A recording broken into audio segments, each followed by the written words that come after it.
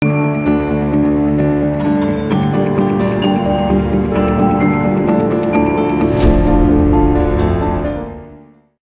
a todos y todas, bienvenidos nuevamente al Rincón de Atso, lugar de podcast y videopodcasting realizado por el Grupo Sociedad y Estado Ángela María Fernández, que participa en el Centro de Estudios Históricos y el Instituto de Ciencias Sociales y Humanas de doble dependencia, con el CONICET y la Universidad Nacional de Mar del Plata. En la dirección, Francisco Colonna, productor ejecutivo, Max Van Haubert, diseño gráfico, Florencia Benítez, musicalización, Juliana Quiñones, y en la locución, Roque Colonna.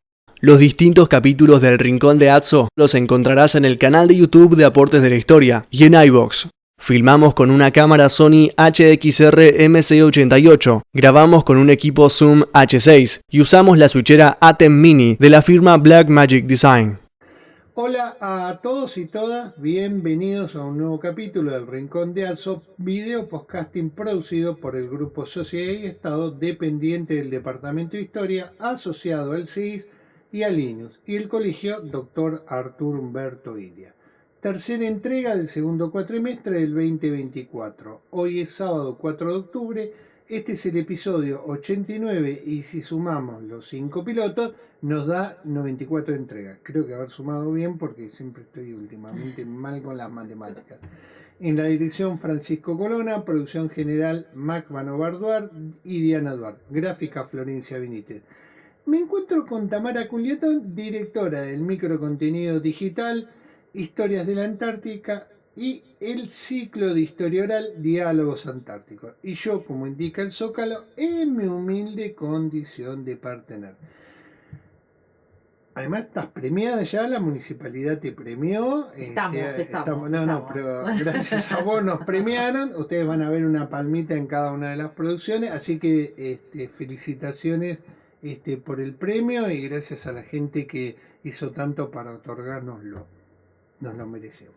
Sí. Me gustaría decir que esto es parte de una estrategia. Los que nos siguen, saben que hicimos un micro contenido digital de 7 minutos que se publicó en nuestro canal de YouTube titulado Argentina Bicontinental, Historias de la Antártida, capítulo 3 por Tamara Culetón. Inmediatamente en www.aportedelahistoria.com.ar se publicó el guión junto con el link del video. Hoy estamos grabando este video podcasting que se publicará este 9 de octubre. Y el 7, bajo la aplicación Genially, encontrarán el link al video. El guión con una ampliación y citas de autor. Bueno, lo que sí quiero decir que ese micro video que hizo Tamara tiene un guión provocativo, porque esa es la idea. No es que nosotros tenemos una visión dogmática sobre esta cuestión, sino que la idea es poner en discusión, a través de la corroboración, ampliación que pueden hacer los alumnos, con la información que vamos a dejar en el Genially. Pero es un guión provocativo. Eso no significa que hagamos doctrina y que nuestra palabra tenga que ser aceptada. La presente producción audiovisual es un video podcasting que se deriva de un micro contenido digital formando parte de un MDD, material didáctico digital, y que propone ampliar la cuestión abordada en el micro contenido digital. Una de las propuestas es corregirlo, contrastarlo o ampliarlo. Esto significa un debate sobre cada párrafo que merezca la corrección sobre este contenido, que muestra lo difícil que es escribir en clave del discurso histórico, como también leer historia. Esta propuesta está pensada para docentes graduados de nuestra carrera y otras disciplinas de las ciencias sociales, alumnos y por supuesto sumamos a todo público interesado. Y su objeto está enmarcado en un proceso de enseñanza-aprendizaje en el formato presencial, como para la educación despresencializada, a distancia o virtual. Como dijimos, Tamara, en innumerables oportunidades, nuestras carreras nos deben formar no solamente para el presencialismo. Afirmamos muchas veces que con las innumerables innovaciones e invenciones tecnológicas se abren otras oportunidades en los procesos de enseñanza-aprendizaje. Bueno, Tamara, somos todo oído sobre este tercer capítulo. Bueno, vos mencionabas esto de la provocación. Uno de los principales marcos o el comienzo, el punto de comienzo de esto siempre es la sanción de la ley en el año 2010 que establece la obligatoriedad del uso de este mapa. Sí. Y ahí hay un enorme núcleo, ¿no? de conflicto que se genera con posturas obviamente diversas. Y en esto de plantear preguntas, ¿no? Con respecto a esta temática, creo que es necesario pensar 14 años después de la sanción, digamos, de esta ley, ¿podemos definir a Argentina como un país bicontinental? ¿No? Sí. Eso es una de las preguntas que te hice, que pensé, ella tiene mis preguntas, y te Sí. escucho. Con respecto a esta definición de país bicontinental, hay una cuestión, primero que tiene que ver con la representación territorial, que ha Sí. generado muchas controversias, sobre todo al momento, en el año 2010, cuando se sanciona esta ley. Es algo que trabajó muy bien Ernesto Dufour, que es del Observatorio Malvinas, que él toma una serie de autores que vienen del campo de la geografía y de la historia también, a ver, algunas opiniones con respecto a tildar a este mapa bicontinental como un mapa, podríamos decir, con tintes nacionalistas, que de alguna manera nos sumarían, ¿no? En este contexto a pensar a nuestro país como bicontinental con respecto a el ejercicio de soberanía. El gran Correcto, punto sí, sí, sí, de sí. conflicto De se conflicto. genera ahí. Digamos, ¿dónde pone el centro de la mirada del mapa bicontinental? En lo que es el Atlántico Sur. Podríamos decir que el corazón de este mapa bicontinental está definitivamente en las Islas Malvinas, ¿no? Un territorio que genera muchas sensibilidades con respecto bueno, a la herida que todavía podríamos decir que permanece abierta con respecto a la guerra, ¿no? Y a una guerra vinculada o que de alguna manera podríamos decir que seguimos dando vueltas en círculo con respecto a vincularles pura y exclusivamente a la coyuntura en la que se desarrolla, que es obviamente el marco de la última dictadura militar. Sí. Y muchas veces no perdemos de vista a Malvinas o las Islas Malvinas en el largo plazo. Ese es un primer punto que me parece interesante a tener en cuenta. Sí. Y obviamente una cosa que se suele poner en discusión es la representación en escala, ¿no? En igual escala de lo que es la representación del territorio del sector antártico argentino. Que obviamente estamos hablando de dos espacios, tanto las Islas Malvinas, las islas del Atlántico Sur, porque tampoco hay que perder de vista que es una serie de archipiélagos, ¿no? Que estamos representando o donde estamos poniendo el foco de la mirada a partir de la representación bicontinental, y obviamente ese sector antártico argentino, que es un espacio en donde este ejercicio de soberanía muchas veces es puesto en duda, incluso me atrevo a decir que por algunos en duda, sobre todo porque es un espacio, el territorio antártico, el continente en su conjunto, que está legislado en el marco del Tratado Antártico, ¿no? Correcto. Entonces, acá me parece que tenemos que lo que rescato de este uso del mapa bicontinental de manera obligatoria es la oportunidad de abrir una serie de puertas, Claro, ¿no? claro. Con respecto a lo que tiene que ver con Malvinas, bueno, esta necesidad de leer en el largo plazo, porque creo, y acá voy a ser de alguna manera autorreferencial con respecto al uso del mapa en el aula, cuando nosotros ponemos frente a los estudiantes el mapa de lo que sería la representación americana de nuestro territorio y el mapa bicontinental, es inevitable mirar el territorio marítimo. Es lo primero, digamos, en donde ellos están fijando la mirada, es ahí. Y acá, cuando hablo del mapa bicontinental como una puerta que abre a diferentes contenidos, me parece que esa es una enorme deuda, y esto lo hemos hablado incluso en ese primer podcast que hicimos con respecto a Antártida, ¿no? Que inevitablemente hay que mirar el espacio marítimo. Y esto es una deuda que tenemos pendientes, porque nosotros, como país, y esto es una frase quizás ya trillada, si se quiere, ¿no? Escribimos nuestra historia de espaldas al mar. Me parece que eso hoy sigue, 14 años después de la sanción de esta ley, sigue siendo un enorme reto. Voy a marcar un paréntesis en lo que ha sido la coyuntura de la conmemoración de los 40 años de Malvinas. Me parece que ahí logró ponerse en un mismo, por lo menos en un mismo espacio, lo que tiene que ver a Malvinas, las islas del Atlántico Sur, el Atlántico Sur y el sector antártico argentino, ¿no? Si nosotros nos ponemos a ver la cantidad de congresos que se han organizado, incluso de publicaciones que se han hecho, de cursos de formación, ¿no? Porque empiezan a aparecer estas temáticas también en lo que tiene que ver con la formación a docentes. Si bien no terminamos de, creo, establecer, y este me parece que es un reto a futuro, a la bicontinentalidad como un eje transversal en educación. Así como lo es la educación ambiental, Sí, sí. la bicontinentalidad me parece que es una deuda pendiente a pensar en este sentido, ¿no?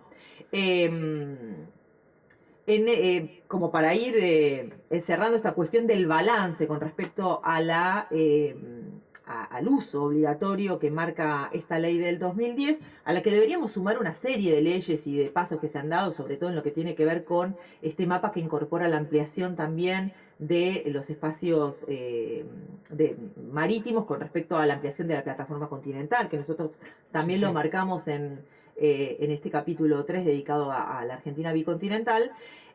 Bueno, me parece que todavía falta esta vuelta, ¿no?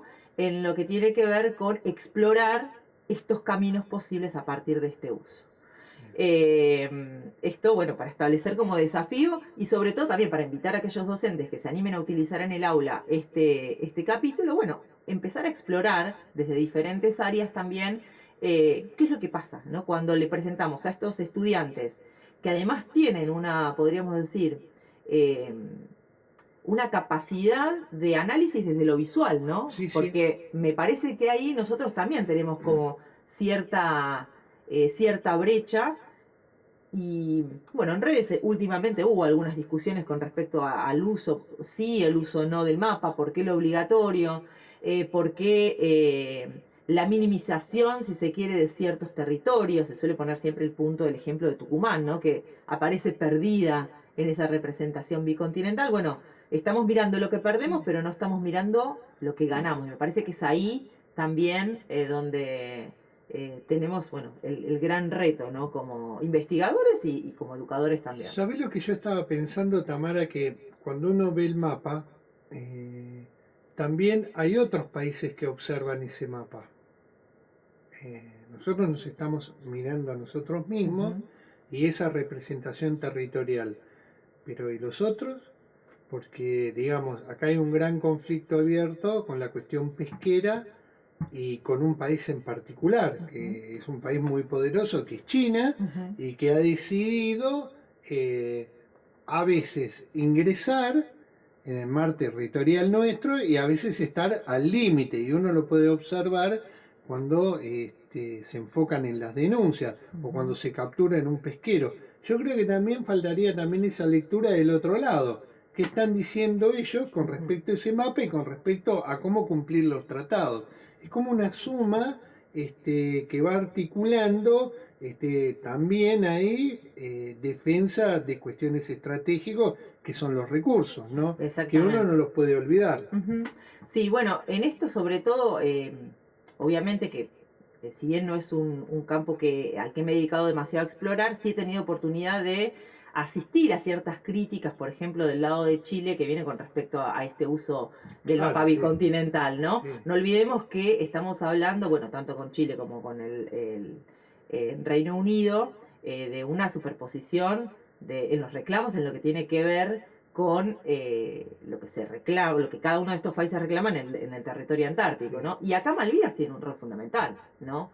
Entonces, en ese sentido, bueno, es un campo también, no solamente como vos decís, cómo nos leen otros, sino como nosotros también nos posicionamos en nuestra representación en lo que es el espacio global. Sí, a mí muchas veces la denuncia de los nacionalistas con respecto a cómo dibujaban el mapa Chile o cómo los ingleses dibujaban el territorio adyacente a las Islas Malvinas, también a veces uno puede pensar que es una provocación, pero siempre hay un vínculo diplomático de resolver cuestiones territoriales muy concretas de una manera que posiblemente tampoco uno observa esa cuestión de cómo los diplomáticos están trabajando. Uno piensa que los diplomáticos están enfrentados, que hay una posición es inamovible, del otro lado lo mismo, pero lo cierto es que la diplomacia no funciona así. La diplomacia posiblemente esté, dije posiblemente, más para acordar que para alejar. Ujú.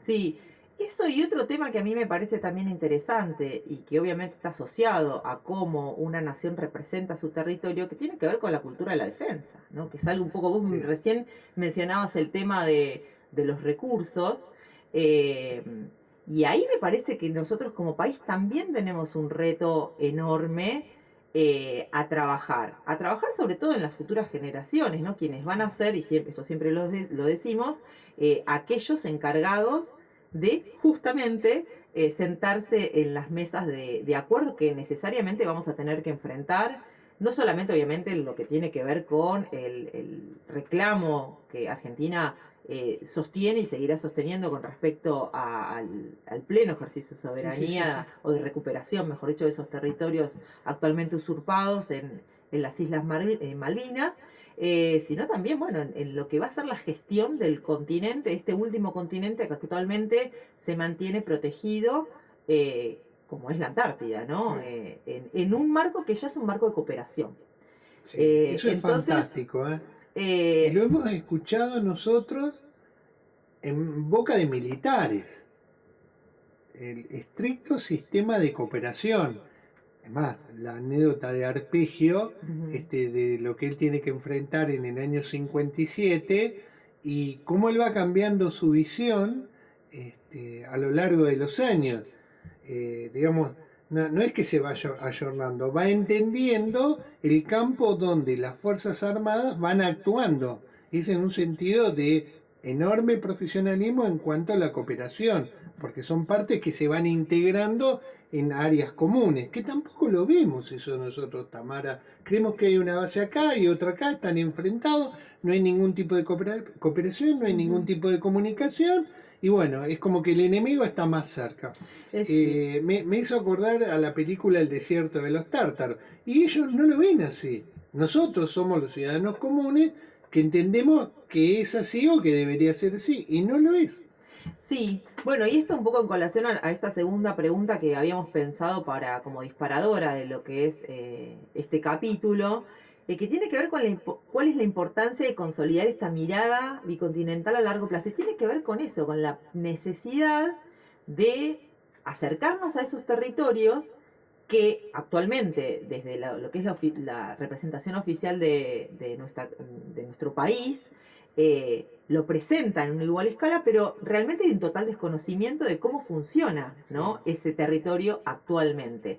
Todavía sigue esta imagen que vos recién mencionabas de ese Arpegio que en la década del 50 fue pensando que ese territorio, no solo pensando, Sí, pese al desconocimiento es el asumir que ese territorio nos pertenece, claro, claro. ¿no? Es muy gracioso cuando Arpegio lo va comentando en Diálogos Antárticos, en ese 57 antes del tratado. Exactamente, sí, en ese además momento clave que fue el Año Geofísico Internacional, Sí, que es la antesala, ¿no? sí, De lo sí, que es, sí, ese sí, como, sí. bueno, vamos a explorar cómo funciona esto en un marco de Guerra Fría, o sea, Sí, sí, ese es sí, sí, sí. el telón de fondo de todo esto, que creo que en esta lectura, y acá me parece que es el enorme reto que tienen los historiadores, me parece, a futuro, que es recuperar, porque si nosotros nos ponemos a pensar, bueno, tenemos un mapa bicontinental, ahora, ¿tenemos una historia escrita en clave bicontinental? Es No, decir, está como está ese... desarticulada la historia Exactamente, nacional de los exactamente. intereses marítimos. Totalmente, es decir, esa fragmentación. En el año, recuerdo, 2016, cuando se hizo el primer foro de educación en el marco del encuentro de historiadores, con una colega también de acá de Mar del Plata, la doctora Arce, habíamos estado explorando esto, bueno, de los retos que presenta, nosotros específicamente hablábamos del aula, pero bueno, la necesidad de construir estos puentes bicontinentales, porque tenemos una fragmentación con respecto a la lectura que hacemos de nuestro propio pasado. Por eso marcaba al comienzo esta necesidad también de leer a Malvinas, y me parece que acá el mapa bicontinental nos ayuda a plantear preguntas que necesariamente nos llevan a hacer una lectura a largo plazo. es decir, a remontarnos al momento en el que nosotros como argentinos nos situamos para hacer estos reclamos, en el momento en el que se produce la usurpación, y leer todo en ese marco también Claro, de internacional. contexto, es muy importante. Exactamente. Eso, es muy importante. Además, viste que Argentina, el Estado-Nación argentino, funda su cartografía en términos territoriales. Y escolarmente siempre que se pensó, bueno, Argentina perdió territorio. Primero perdió Paraguay, después perdió el Alto Perú, y después perdió Bolivia y después perdió Uruguay. No perdió. Argentina no existía. Nosotros éramos herederos de un territorio que los Borbones, con el Virreinato del Río de la Plata, nos dieron. Si hubiera sucedido la Revolución de Mayo, cuando el Alto Perú era parte del Virreinato del Perú, ¿qué reclamábamos? Pero estaba muy instalada esa visión de pérdida. Alguien nos hizo perder el territorio, la cuestión de explorar por qué lo habíamos perdido y dar por sentado que ya la nación argentina existía de hecho en 1810. Y no es así, todos sabemos que no es así.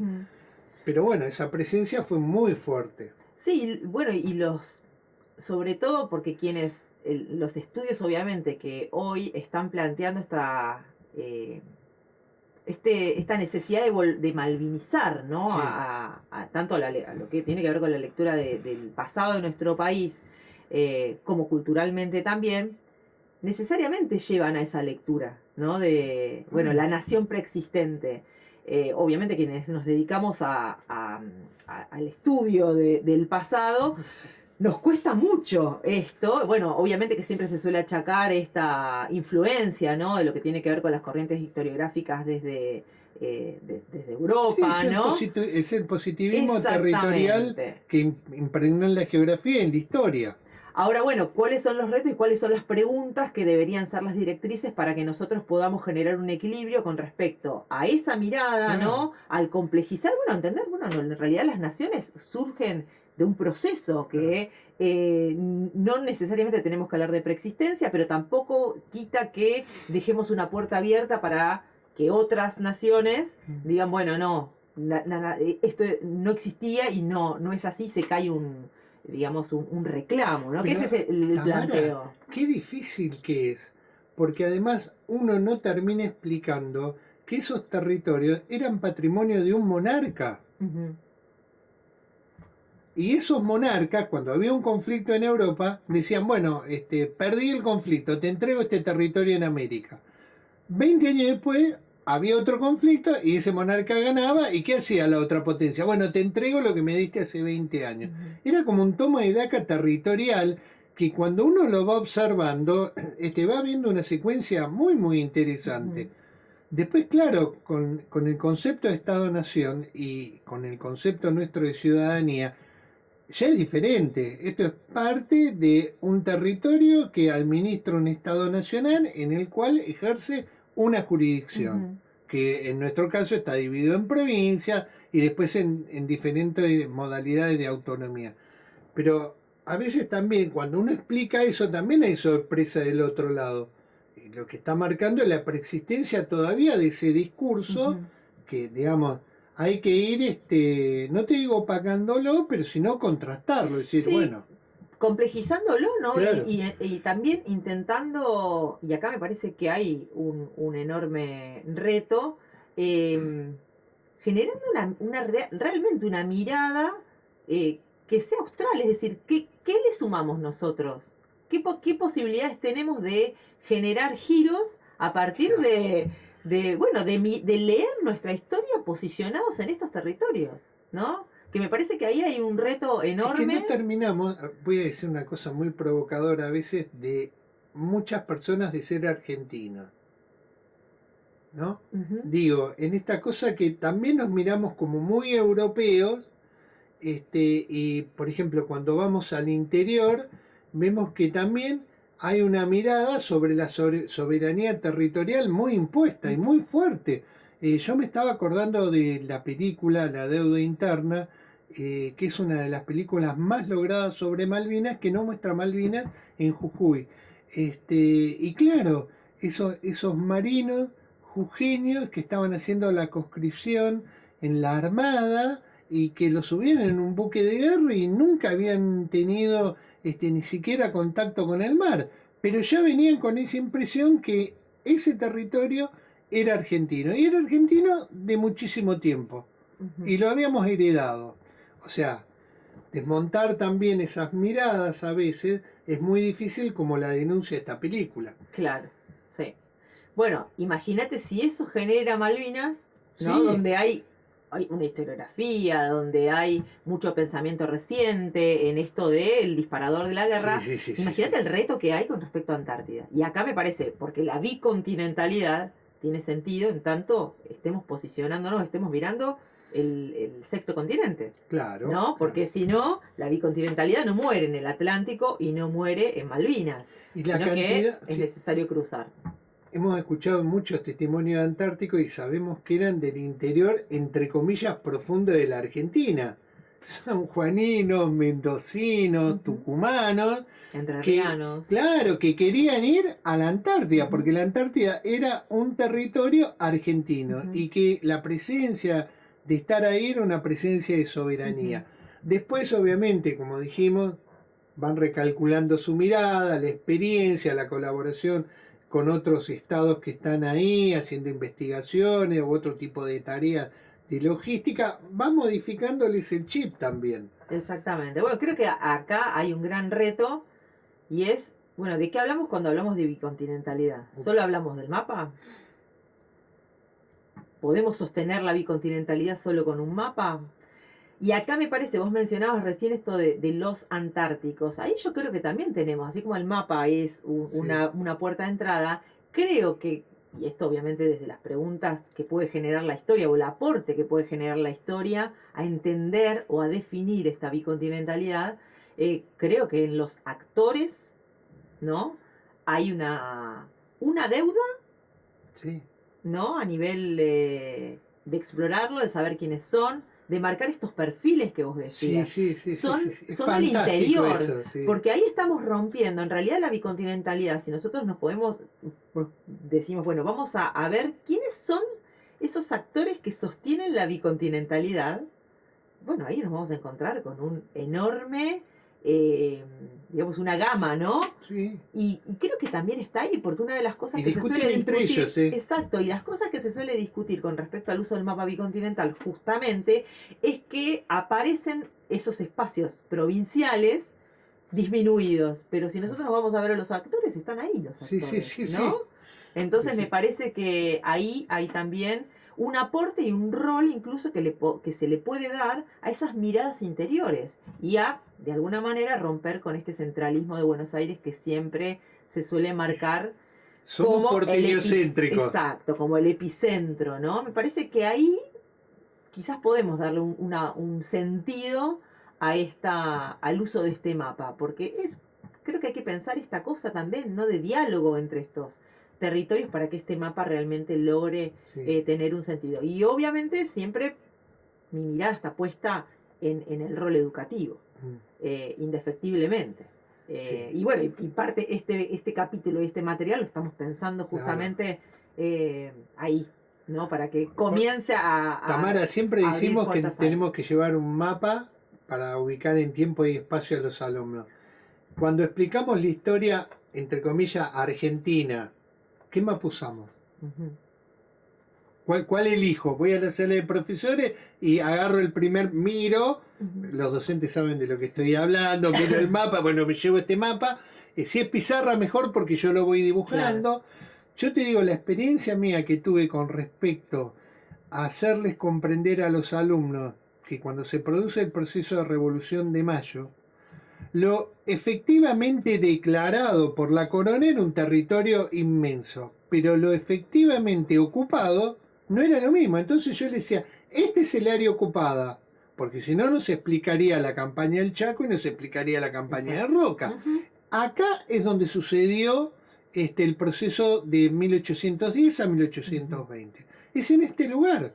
Y ese lugar tan pequeñito, cuando uno lo ve, cuando uno lo dibuja y lo traslada hasta 1880, cuando efectivamente se amplía ese territorio, los alumnos se quedan como muy sorprendidos. Le digo, bueno, los acontecimientos están acá, porque este era el lugar donde ocurrían las cosas. En este lugar no pasaban y en este lugar no tampoco. Y te digo que es como una sorpresa y me dicen, ¿y por qué no pone el Alto Perú? Bueno, porque este mapa yo lo recorto en una historia nacional. Claro. Y esa fue, siempre me hacían esa pregunta que para mí me parecía inteligente y sacaba el otro mapa. Bueno, ahora voy a dibujar al norte del Alto Perú y voy a dibujar Uruguay con ese río, Uruguay y Paraná tan importante para la historiografía argentina, y Paraguay. Le digo, pero después eso se va cercenando entre 1810 y 1820 y va quedando este espacio. Así. Yo hace años que no estoy en la docencia, pero me imagino lo que debe ser poner ese mapa. Porque vos lo has hecho. Sí, provocativamente has aparecido con él, Sí. elegiste ese y no el otro. Sí. Sí. Es un tema de elección también, ¿eh? Es un tema de elección y es un tema de... Provocativo, como vos decís. Sí. Y ahora la pregunta que a mí siempre me genera pensando en mis colegas, Sí. ¿no? Es, bueno, ¿con qué herramientas cuenta? Porque uno para ser provocativo, vos necesitas claro, un bagaje de información que te invite a hacer estas preguntas provocativas. Entonces me parece, y esto es una de las terceras preguntas que habíamos planteado Mirá para el mi cara, capítulo. te diría que en la facultad, en la carrera de profesorado de historia no está, y es por el miedo de caer en esta cuestión nacionalista. Sí, muy Pero es probablemente. una realidad que el mapa está y se está discutiendo para la historia reciente, porque es parte de la historia reciente esta cartografía, tanto que sea historia hoy, historia mañana, historia pasado. Yo siempre, no es en tono burlón que lo digo, pero bueno, gran parte de los contenidos, Tamara, vos sabés que son de historia reciente. Sí, es donde está puesto el foco. Me parece también que para buscarle el lado positivo... No he visto seminarios en la facultad, mirá lo que te digo, yo estoy hablando del lado de la facu, ¿eh? Sí, pero a nivel nacional tampoco. Y yo, en mi caso, en los últimos 3, 4 años, he participado en muchos de los, incluso cursos de formación a docentes que plantean la palabra Antártida. Nunca se habla de Antártida. O sea, nunca nos zambullimos realmente en Antártida. Claro. Por ejemplo, no sé, vamos, la mirada bicontinental, y estamos todavía, por eso mencionaba, hacía referencia al tema, tema de Malvinas, ¿no? Seguimos dando vuelta en círculos, porque nos quedamos ahí. Claro.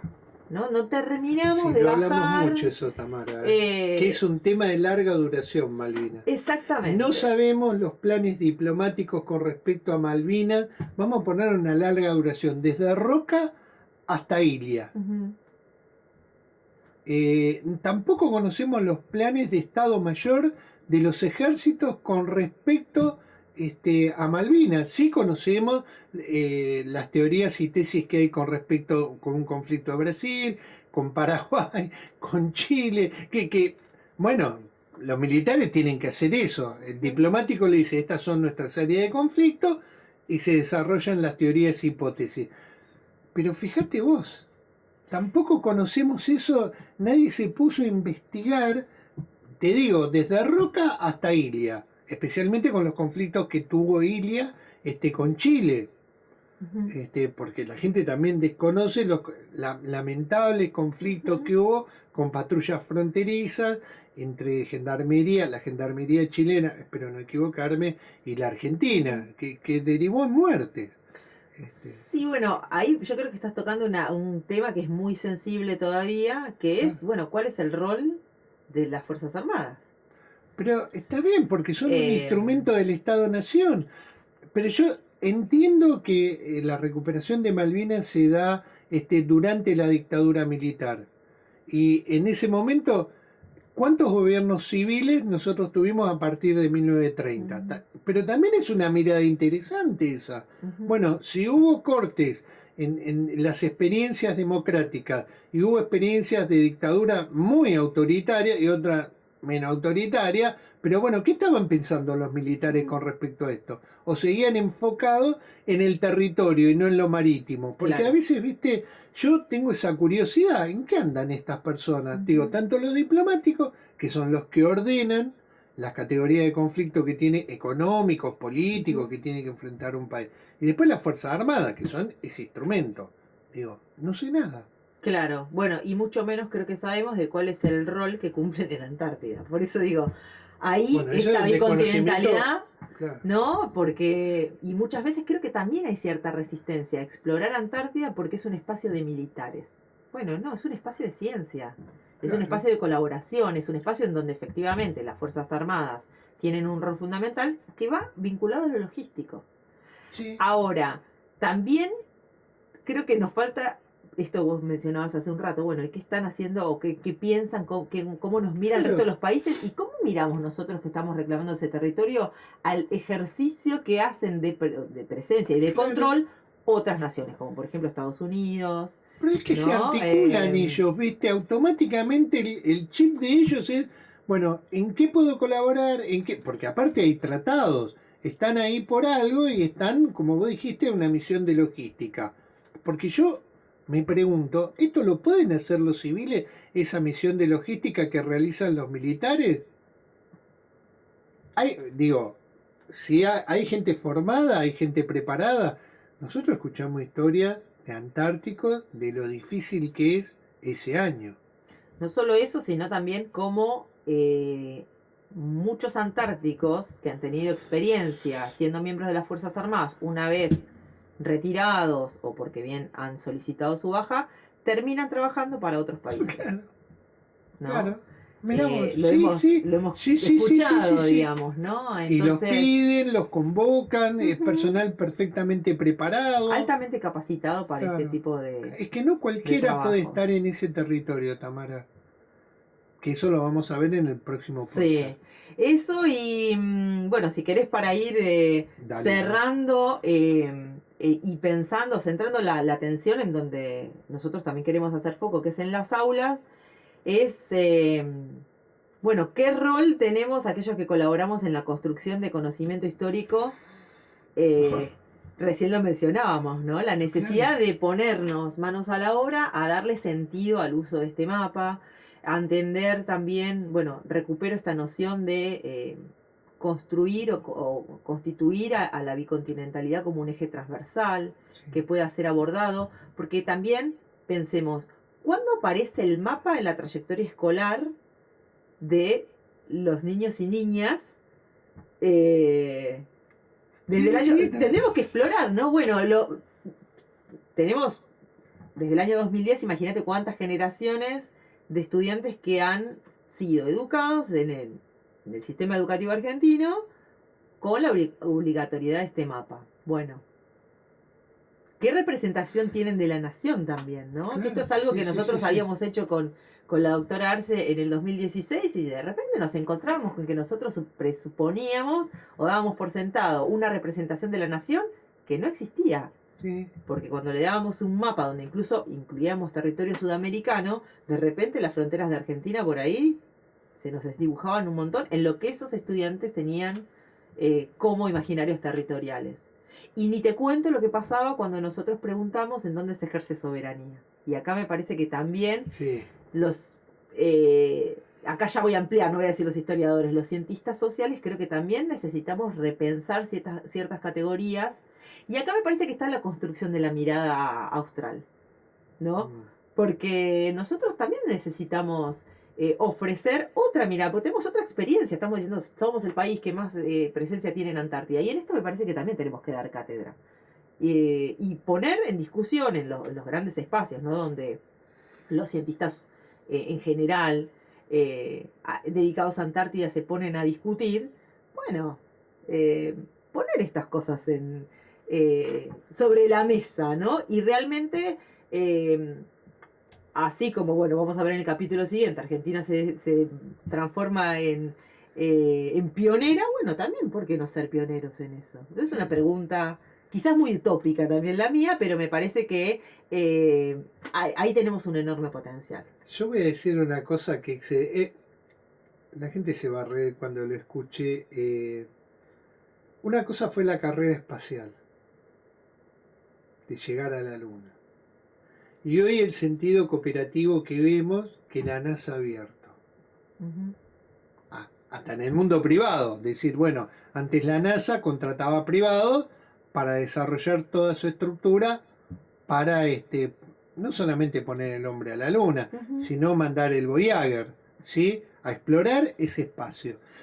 Y hoy lo que vemos es una enorme cooperación entre países y privados, obviamente con mucho recelo de muchas partes, porque saben que el espacio es una zona de defensa, y todo el mundo está alarmado en lo que se puede hacer en ese espacio. Pero bueno, uno también quiere ser ingenuo y pensar que muchas cosas, no digo que van a cambiar, pero que se pueden articular otras políticas y otras sensibilidades en torno a ese espacio exterior. Fíjate cómo le estoy llevando a un grado que uno dirán, no, mirá, ya hay muchas concreciones, que ahora Space esté rescatando 2 personas que la NASA no puede volver a traer porque hubo una falla en la misión. Te está hablando que civiles y militares, está bien que en el caso de Estados Unidos, en el caso de la URSS, estaba muy presente esos ámbitos, digamos, de investigación, no solamente en un área militar. Entonces, también hoy, digamos, hay un gran cambio sustancial. Y yo creo que en ese territorio, como en el Ártico, se está dando hace mucho tiempo. Y posiblemente no lo vemos o no lo entendemos porque no lo explicaron. Digamos, voy a hacer referencia a la voz. No hay muchas Tamara que digan, bueno, tengo esta formación y con mi formación puedo ayudar a dar un pasito más para comprender estos problemas. Pero bueno, como vos dijiste, no, como yo dije, si en la facultad este tema no está presente, ¿qué clase de formación tienen? Claro. ¿Cómo vamos a hacer esa articulación entre el uso obligatorio del mapa bicontinental, Si vos las no lo aulas? usás, Exacto. Si la no facultad no lo usa. Sí, Pero sí. después cuando vas a didáctica te dice, usted tiene que llevar el mapa y por ahí, mirá si el evaluador de didáctica no está de acuerdo con ese mapa y el alumno practicante llega al mapa. ¿Vos qué le decís? ¿Ese es el mapa incorrecto o es el mapa correcto? ¿Por qué Claro. eligió usted este mapa? ¿Qué le va a mostrar a los alumnos con este mapa? Y vos sabés que no tienen la formación. Claro, exacto. No la tienen. Está bien. Es poco tiempo, son 4 años por cuatrimestre y todo lo que vos quieras. Pero tiene que estar esto en discusión. El tema de la Antártida, el tema de la bicontinentalidad, el tema de la historia nuestra con respecto a la Antártida. Y no lo está. Creo que pasa lo mismo con Malvinas. Nosotros dijimos recién, bueno, hay una serie de, digamos, creo que sí se han dado pasos con respecto a Malvinas en esto de hacer una mirada un poco más a largo plazo, pero bueno, nos sigue pasando, y ni hablar del espacio marítimo. No. Ahí hay un absoluto... Mar del Plata marítima, imagínate. Es caer en el absoluto. No tenemos historia, no tenemos una historia porque digamos, todo está pensado posiblemente en la década del 70 en los conflictos, pero en Mar del Plata y su espacio marítimo, porque hay una historia marítima del puerto, no solo de la base, sino del puerto. Pero del puerto está mirada para adentro, para la fábrica. Exactamente. Que está muy bueno porque vos vas construyendo, la historia reconstruirla, sabemos lo dificultoso que es. Sí. Es terriblemente difícil. Si alguien cree que puede reconstruir el pasado, yo lo invito. Y después, no solo reconstruirlo con fuentes, como has dicho vos, después interpretarlo en la clave que lo hiciste, porque fue una clave problema. Planteaste todos los problemas que tenemos que abordar. Una persona como yo que se encuentra con ese mapa y no ha tenido esa formación, ¿no? Ha tenido, digamos, resabios de ver otros mapas coloniales y de ahí, bueno. Claro. Pero no llego a entender este mapa que, digamos, escuchándolo a Guillermo Sicalese, que va a estar en el link del Genially, para que los alumnos puedan leer la mirada que tiene Guillermo, que es una mirada muy fresca y muy interesante, y la mirada, digamos, provocativa que nosotros planteamos, para contrastarlo y modificarlo el mapa. Exacto. Tamara, te dejo las últimas palabras, como siempre. Bueno, creo que para cerrar, rescatar justamente la intención de este capítulo. El capítulo que es la antesala de lo que va a ser el desarrollo justamente de la presencia argentina en Antártida, así que nosotros elegimos que justamente este mapa sea nuestra gran puerta de entrada, claro, puerta claro. de entrada, así como Ushuaia es Sí. nuestra puerta, así como Malvinas también es la puerta de entrada, que no hay que olvidarlo. Sí, Me sí, gusta sí, siempre sí, sí. decir, reclamamos ese territorio y también nuestra segunda puerta de entrada Sí, sí, sí, sí. a la Antártida, ¿no?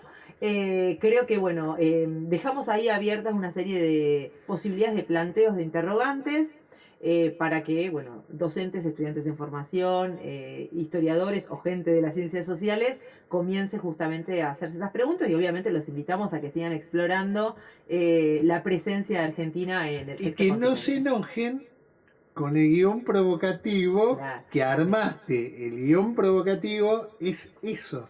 Está Sí. para repensar, modificarlo, corregirlo, Ujú. discutirlo. Está para eso. Tal cual. Sí, Porque no da. No... lo que nos gusta hacer a la gente que nos Sí, sí, dedicamos a sí, la sí. historia, que es armar problemas, Sí. ¿no? Pero bueno, me parece que sí es interesante esto, generar estas miradas que son miradas que no tienen una respuesta única, sino que creo que todavía necesariamente tenemos que pasar por este momento de plantear todas las preguntas que pueden presentarse a partir de este uso obligatorio, ¿no? Porque no gusta la palabra obligatorio, pero creo que es obligada. Siempre nos obligaron con los mapas. Sí, y me parece que es obligatorio que Sí, sí, sí, nos sí. preguntemos, que nos hagamos las preguntas Sí, sí, sí. sobre el uso del Sin mapa miedo. bicontinental. Sin miedo, viste que la gente muchas veces teme provocar conflicto. Sin miedo. Sin miedo. Discutir a veces sobre cuestiones que van a ser muy puntuales para el futuro de Argentina, de Argentina es muy importante. Exactamente.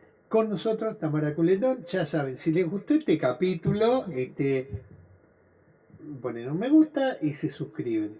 Muchas gracias, Tamara. Nos Gracias, vemos en el Carlos. próximo capítulo que vamos a tratar. Muchas gracias, Carlos.